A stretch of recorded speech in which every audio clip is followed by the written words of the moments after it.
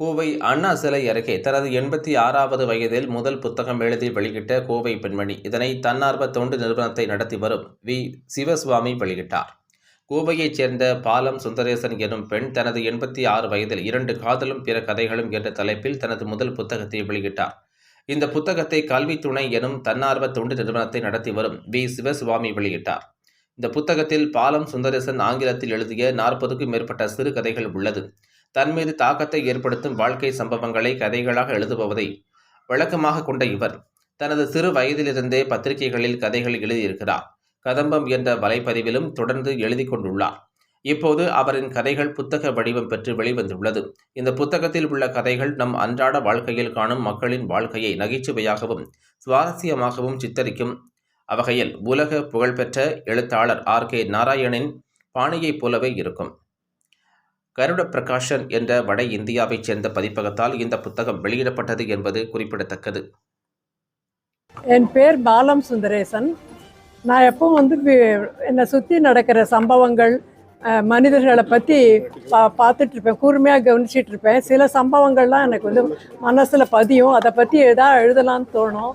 அதில் கொஞ்சம் என்னோடய கற்பனையும் சேர்த்து ஒரு கதையாக எழுதுவேன். அது 2010 ஒரு பிளாகுன்னு ஒன்று ஆரம்பித்து அதில் எழுதிட்டுருக்கேன். அதில் 10 வருஷமாக அதில் எப்பாவது கொஞ்சம் கதையெல்லாம் எழுதிட்டுருக்கேன். அந்த கதையெல்லாம் இப்போ சேர்த்து இப்போ புஸ்தக வடிவமாக வெளியிடப்பட்டிருக்கு. இதான் உங்களோட முதல் புத்தகங்களா? இதுதான் என்னோட முதல் புத்தகம். இந்த புக்கில் எதை பற்றி அதிகமாக நம்ம பேசப்படுறோம்? மனித சுபாவம். அவர்களோட சில பேருக்கு ஒரு பலகீனம் இருக்கும், சில பேருக்கு ஒரு வலிமை இருக்கும். அந்த மனிதர்களோட பலவித கோணங்கள்லேருந்து தினசரி சம்பவங்கள் தான் முக்கால்வாசி நான் எழுதியிருக்கேன். இந்த புக்கு அதை நான் 10 வருஷமாக எழுதுறதெல்லாம் கலெக்ஷன் பண்ணி இப்போ புக்கை போட்டுருக்கேன். அது இனிமேல் தான் யோசிக்கணும். அது தமிழில் கொஞ்சம் எழுதியிருக்கேன். அதை புஸ்தகமாக போடலாமான்னு யோசிச்சுட்டு இருக்கேன். தமிழில் இருக்குது. இதில் இருக்கிற சில கதையெல்லாம் தமிழில் நானே எழுதியிருக்கேன். இல்லை, இது வரைக்கும்.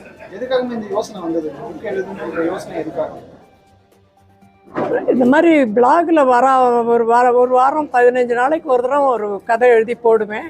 என்னோடய ஃபேஸ்புக்கில் இருக்கிற ஃப்ரெண்ட்ஸ் எல்லாம் படிப்பாங்க. கொஞ்சம் பேர் தான், உறவினர்கள்லாம் படித்து நல்லா இருக்குன்னு சொல்லுவாங்க. அப்படி நிறையா கதை சேர்ந்துது. அப்போ என்னோடய மகள் தான் சொன்னான், இதெல்லாம் ஒரு புஸ்தகமாக போடலாமே, உன்னோட கதைகள்லாம் இன்னும் வைடர் ஆடியன்ஸ் கிடைக்குமேன்னு சொன்னான்.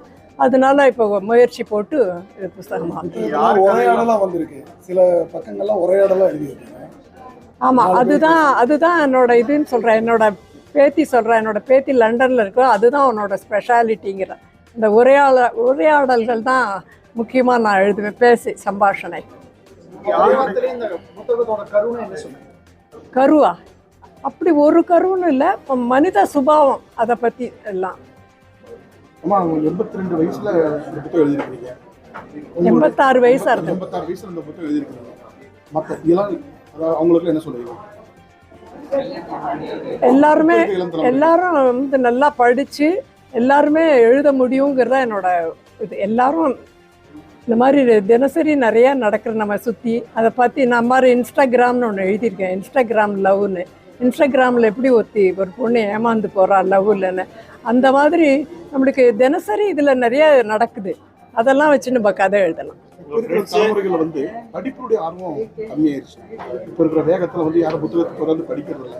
அதை பற்றி ஆமாம், படிப்பு ரொம்ப முக்கியம். நானே முன்னாலெல்லாம் நிறைய பக்கத்தில் சுற்றி இருக்கிற பசங்களெல்லாம் கூட்டி வச்சு நான் பாடம் சொல்லி கொடுப்பேன். அதில் ஒரு பையன் அவன் ரொம்ப புவர், இதுதான் ரொம்ப ஏழ்மையானது. அவன் படித்து நல்லா மார்க் வாங்கி நம்ம பாடம் சொல்லி கொடுத்ததுனால இங்கிலீஷும் கணக்கும் தான் அவனுக்கு கஷ்டமாக இருந்தது.